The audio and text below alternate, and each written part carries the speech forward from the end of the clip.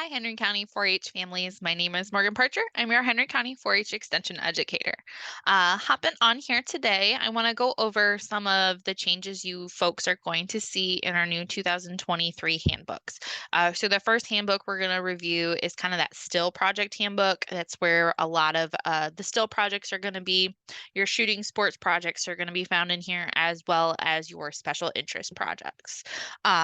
So probably the easiest way to find it, you should have either received one, your family might have received one from your advisor, or you can find them online and then you can just kind of download the pages that are applicable to you. So I'm going to go ahead and share my screen so I can help you guys kind of find that a little bit easier for your families. All righty, awesome. You guys should be seeing my screen now. And I just kind of want to give everybody probably the easiest way to find the information. So what we are going to do, we're going to type in the URL go.osu.edu/Henry, the number 4 and H. And we can go ahead and click enter. And it's going to take us right to the blog as soon as my computer works. Alrighty, so up here on the blog, you're going to find the handbook. If you scroll down on this left-hand side here, you're going to find it under Still Project Resources. Okay, and where it says 2023 Henry County Handbook, we can go ahead and click right on it.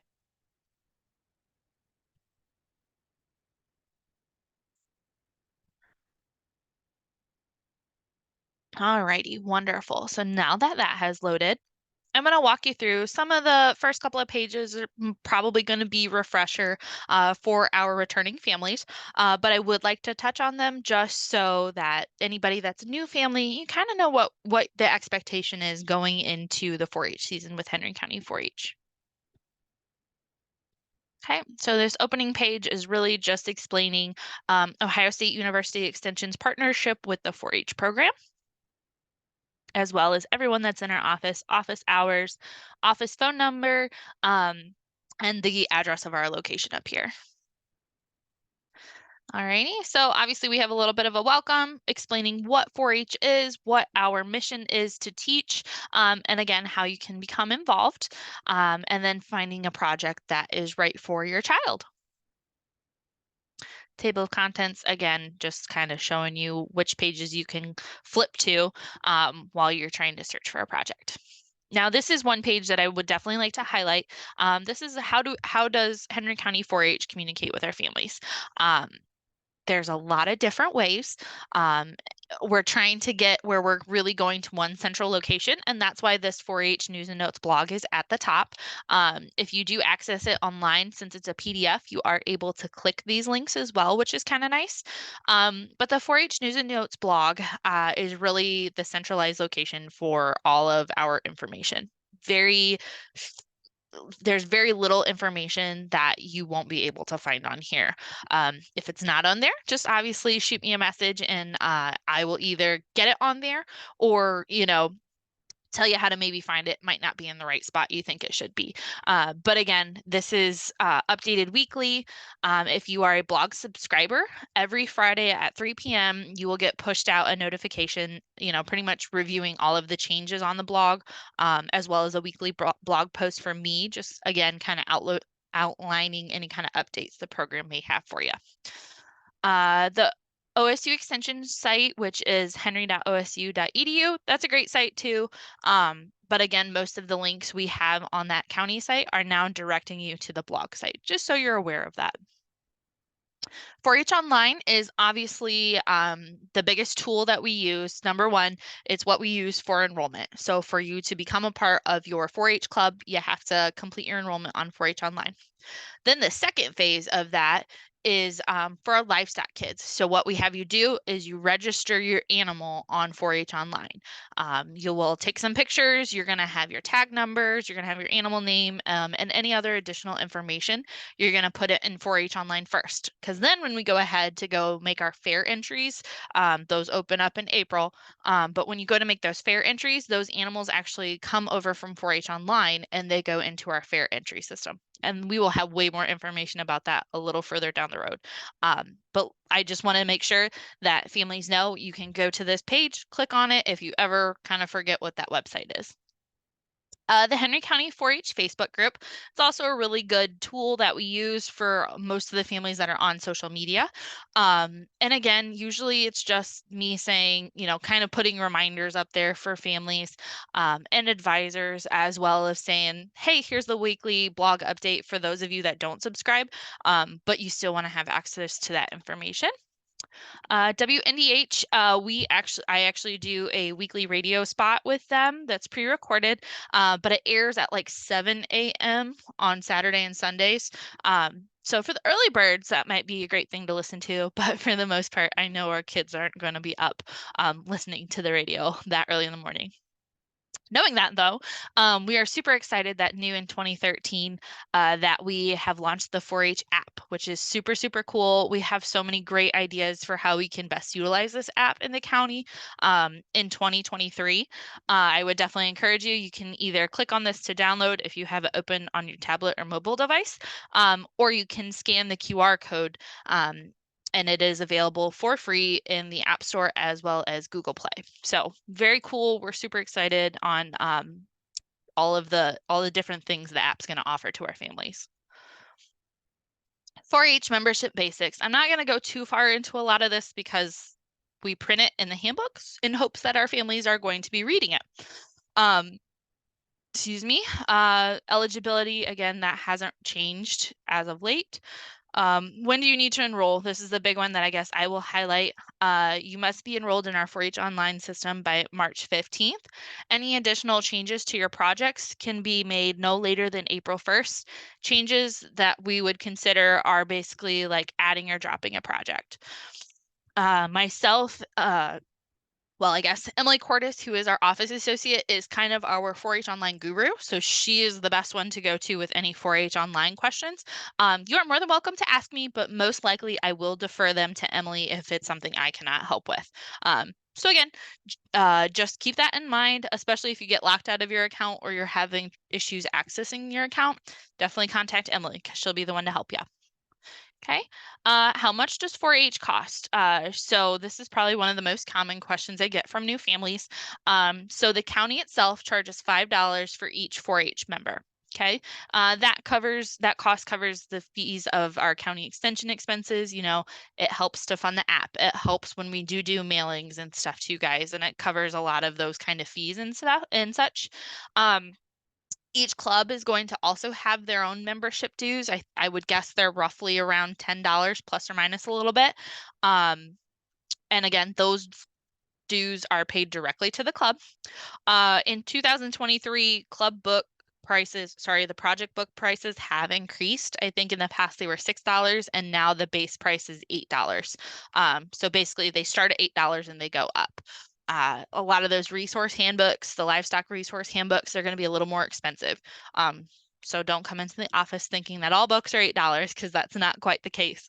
So just keep that in mind. You can always check out more publications at extensionpubs.osu.edu. That is pretty much where we in the office order from when we need to place a book order. And again, Emily coordinates all of those book orders. So anything book related, you are more than welcome to reach out to Emily and reach out to myself. But like I said, Emily usually handles the books. Member expectations, again, if there's one page in this handbook I want everyone to read, it is this page 6, member expectations, because I think it's really important for the kids to know that being a part of 4-H is a privilege. It's not a right. And we want the kids to really work to prioritize 4-H. We're teaching life skills that they can learn well after they are in school. So again, we just hope that our families and our youth do make an effort to make 4-H a priority in Henry County. And that is why we expect them to attend at least 80% of your scheduled club meetings. That constitutes a member in good standing. Different clubs have different enforcements for members not reaching that 80% status. So if you're not sure what your club's expectation is, you need to reach out to your advisor and they can just have an honest discussion. I understand that kids have lots of different they're involved in so much stuff nowadays that maybe 4-H isn't quite that priority, but really, I think the biggest thing from most of our advisors is they just want you to have an open line of communication and be sure that you are communicating, hey, we're still in this, but unfortunately, we do have a conflict. Communication is really the big thing that I think most of our advisors are looking for when it comes to our members that have other commitments. You are able to be in more than one club. You cannot combine your club attendance and expect that to become your 80%. That's not the purpose of that expectation. But you are able to be in two clubs. A lot of kids that I won't say a lot of kids, but some of the kids that are in like our sharpshooters, specifically for shooting sports, are also in another club for their livestock projects or whatever, and that's perfectly fine. Da, da, da, da, da. 4-Hers are required to complete one demonstration within their club. Demonstration topics should be based on the project that that member is taking. Now, with first-year project members, they're kind of the exception. First years may complete a demonstration on any topic of their choice. It doesn't necessarily have to apply to their project, but hey, if that's what they want to do, that's awesome. Demonstrations should really consist on how to dialogue and be presented in a logical yet entertaining manner.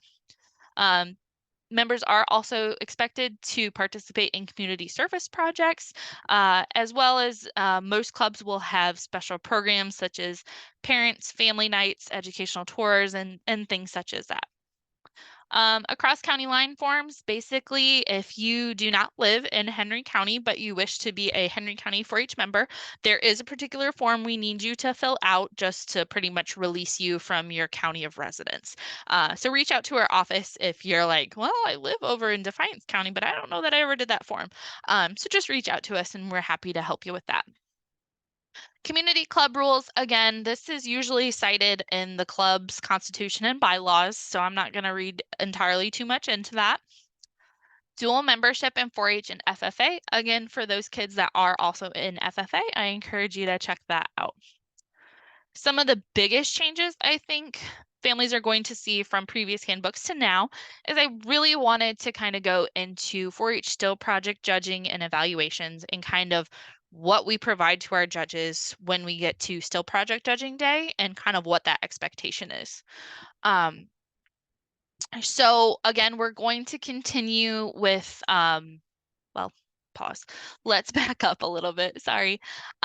So still project judging. You all 4-H members are encouraged to take their project book. Most of those project books are kind of a work at will, or they have project helpers with a lot of those projects. And obviously further down in the handbook kind of has the expectation of what we want the kids to do and bring to still project judging. But our pre-fair judging or project judging, members are going to meet with a judge for 5 to 10 minutes roughly. They bring the items indicated in the project requirements section of this handbook. And then they might be asked about project work and talk about their items that they brought, and other questions regarding their project. This is really just sit down and have a conversation with somebody about the 4-H project you took and what you learned. It's not meant to be a scary experience by any means, but again, it's really cultivating kind of workforce preparation and getting those kids ready to have, public speaking and interview skills. Those are two of the really big things I think most kids take away from the pre-fair judging aspect. In 2023, our live excuse me, our project judging dates will be on July 12th and July 13th for the following projects. Project grade guidelines. And I'm really stressing this just because it's been around for a while, but everybody needs a refresher. We do not do project grades as ABC in Henry County. We do superior, excellent, good, and needs improvement. And all of those are obviously listed here. And this is specifically what we give our judges when they are judging criteria for our members. So you will see that there are variations between each grade. For a superior, which means kind of, that's the best you can do. Members meet all project requirements listed in the project, and they demonstrate a high degree of project knowledge. Versus an excellent, they meet the majority of the project requirements, and they demonstrate average project knowledge, and so on and so forth. We are actually going to put out our still project score sheets so kids can kind of practice and know what our judges are going to be looking for on that rubric. Those are in the works. They will definitely be out before June. So be a little patient with us, but that is something that we're excited to make available to our families this year. Project judging awards. We got a lot of questions about this last year, so I kind of wanted to just put exactly what we give our judges in here for our families. So each 4-H project we offer, whether it is fishing, whether it is horseless horse, whether it is cake decorating, each 4-H project gets to receive a best of class. If it is available in the handbook, then that project will be able to have a best of class. There's only one best of class award for each 4-H project. Now our honor award is essentially an honorable mention to the best of class award. And this is usually based on the number of projects enrolled in a particular project. So when we put out the judging schedule for our July judging dates, you will usually see in parentheses a number behind whatever project it is. So say it might be 14. That means there's 14 kids in the project. And if you have questions about that, you're always welcome to give us a call at the office. But keeping that example in mind, if there were only 1 to 4 members in a project, there's only going to be a best of class. We don't really have enough kids in there to justify an honor award. If you have 5 to 8 members in a project, you will get 1 best of class and 1 honor award. And then 9 to 12 members in a project, a best of class plus 2 honor awards. And then usually anything beyond 12 will be at the judge's discretion. The outstanding overall in a project area, this is kind of the way we explain it to the judges. The best of all the projects in each area, which would essentially be the best of the best for all the projects they saw for the day. Excuse me. Then your merit of achievement in a project area, again, is kind of that MVP is what I usually call it. The project work by a member who perhaps didn't have the best project, but showed enthusiasm and went above and beyond for that project. Taking a look of what is required for our members when it comes to our still projects. A display or a poster is required for most of the projects, and we're going to get a little more into display versus poster here in a second. Your project book. It should be completed or filled in. It's really disappointing when kids come to judging and nothing is written in their book. The expectation is that you are working on your book throughout the entire year up to judging.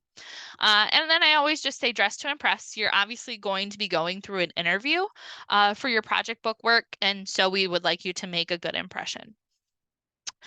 Again, like I said, we're touching on this, the difference in display versus a poster. So I've kind of revamped the handbook. So it pretty much says if you need to have a poster or if something else is going to be required for your project. But a display is kind of an exhibit you have made, in our woodworking projects, they're building something. In our clothing projects, they're sewing something. In our food projects, I do ask them to make something. In the art projects, they usually bring an art portfolio of their artwork. So those are kind of the displays that we are referring to.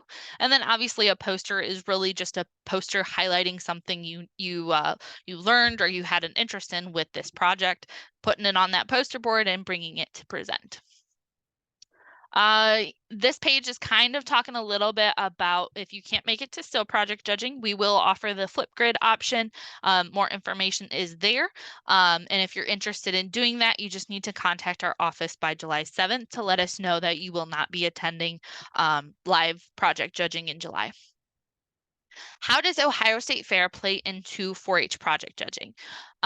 So based on pre-fair judging, 4-H members are selected to participate at the Ohio State Fair to represent their county. I have revamped this handbook, so it kind of tells you whether or not that project is state fair eligible or not, because we did have a lot of questions about that. Upon announcing kind of those best in class and those honor awards, your best of class and your honor awards are those people that are going to be eligible to go to the state fair. And then we're going to, again, release to you guys. Sorry, I lost my train of thought. We will be releasing the Ohio State Fair judging schedule as well, and connect you with some of those rubrics for you guys. Again, just to help you better prepare for the Ohio State Fair, because if that's something you're really shooting for, you should have all of the information available for you to have a successful project. How do I complete my project to prepare for county judging? Number one, this is probably my favorite, review the handbook. I promise it is important. It's going to guide you through what you need to be eligible for the state fair, as well as how to have a successful county display. The project requirements are what will be judged in reference to your project completeness. That's kind of straightforward. There are a handful of projects with additional requirements compared to the Ohio State Fair. For example, at the county level, our food projects, I do ask you to bring in something to eat for yourself and the judge. Whereas at the state fair, there's no food is required for those food projects. So that's something to kind of keep in mind. And then you prepare a display or poster to aid in your individual presentation. Okay. And again, some of this is what if I don't complete the project event or a Flipgrid submission? Unfortunately, you don't receive a premium. How do I exhibit my project at the Henry County Fair? All of our clubs have a 4-H booth at the Henry County Fair, and we encourage you to display that poster. If it's a food project, display your book, your completed book, or your portfolio. But really put something in that club booth to represent yourself and all the hard work you put into your project. To receive your junior fair premium, those steps are right there as well. So I'm obviously not going to go through every single individual project, but just kind of going to highlight some of these things that I think are important for you guys to note. For clothing and textile science projects, this is kind of new here, and I just wanted so everybody kind of knew what the expectation was going into project judging. The exhibitor should arrive for judging dressed in the outfit that they created or assembled according to their book. The garment will be examined by the judge while you are wearing it, and then he or she may ask you to change out of that garment to further inspect that construction. So just, again, something to kind of know when you come to the American Legion to be judged for your pre-fair judging, that you're wearing that piece that you have created. And again, just taking a look at this Look Great for Less project, that this is an advanced level project to note when you are signing up. Here are the project requirements that we need from you, and then what is expected at the county project and what is expected at the state project level. Okay, so we will move on from that one. Whoop, if my computer loads. There we go, that's better. Okay, so we're going to skip over to the food and nutrition projects. This is something that's probably kind of different, so I want to caution people to definitely take note of our food and nutrition projects. Number one, we are asking you to also complete a portfolio. Why am I asking you to complete this portfolio on here? Because if you would go on to the state level, this is what's expected. Okay, so your portfolio is going to be required at the county level as well as the state level. And what you would do is you would click on this link right here. Yes, I want to open the link as soon as it loads.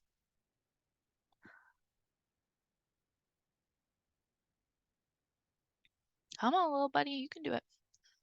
And what this does is so say we are taking the Let's Start Cooking project, it outlines exactly what you need to do, or what you are going to be writing about for each of these activity interest areas. Those are what they want to see in your portfolio. Okay. And again, this just outlines exactly what that portfolio should be, 3-pronged folder that includes this size pages. Again, you guys take the time to read that, what they are looking for within your portfolio. And then again, down here where it says fair exhibit, each food project should be a part of your booth, as far as that goes. But then again, we're going to take a look at the Let's Start Cooking, for example. This is a beginner level project. Here's our project requirements. Please note that the county expects serving of food from your project book for your judge and your portfolio. Whereas at the state, we just need that completed portfolio. Okay, so just something to note for you guys. I want to make sure everybody's on the same page. I did add this for our food and nutrition projects, that we do offer some food-oriented activities at the Henry County Fair. The 4-H tasting bee, we will have a sign up for that ahead of time, so we kind of know who to expect to come. And then the cookie bake-off is also a really fun activity that people sometimes don't know about. But it goes for a great cause. We select the winners, and then the cookies are auctioned off during the Henry County Fair, and the proceeds for those auctions go to the Junior Fair Board. So that's really cool. As we're looking at more of the still projects and such, again, pretty straightforward that we have what's expected at the county and the state level. And special interests, same kind of deal. We've got what's expected from the county. If there's no state event, I have highlighted here, no state event. Okay. We'll keep on trucking. Anything that is new or changed, it is highlighted in yellow for you guys to note as well. I have a couple of new projects this year, so those are in there. More than 250 projects, guys. It's pretty amazing that if you have an idea, there's probably a 4-H project for it. Here is something I want to highlight. So we kind of have two different aspects of shooting sports, and I think I've done a pretty solid job of communicating what the difference is between the two. So anything that's a 700 project, or where it says club program attendees only, anything that's a 700 project, you have to be enrolled in Henry County Sharpshooters in order to take that project. Whereas if we would scroll back up here to, I believe it's natural resources. Yep, or I've got shooting sports. And it says shooting sports, non-shooting sports club projects. These 600, the two 600 projects that are shooting sports projects, those you can take within your regular 4-H club. But anything that's a 700 project with those other shooting sports, that has to be under the direction of a certified shooting sports instructor. And that is why we have on here club program attendees only. And I've got it highlighted on both pages, so everybody is kind of aware of that. Self-determined, I sometimes feel like maybe if you're doing a self-determined project, you kind of need a little bit more guidance. So I've laid out a lot more of those details in this handbook as well. So the project guide here is really just helping you plan your project. You have the idea to do this project that you're passionate about, but you're not really sure where it fits, and it doesn't really fit in any of these ones from before. So you can click this and it will take you to the planning resource guide, which is really great. You can use.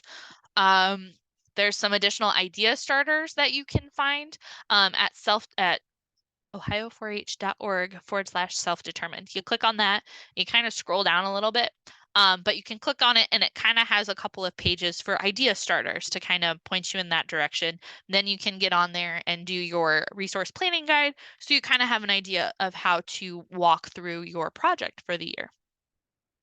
Animal science projects, this is all pretty general as far as that goes, because we do have the livestock handbook now. All this information is in there, plus more when it comes to, our junior fair exhibitions and skill-a-thon exhibitions and such. I think that is, yep, see, please refer to the livestock handbook for more animal science information.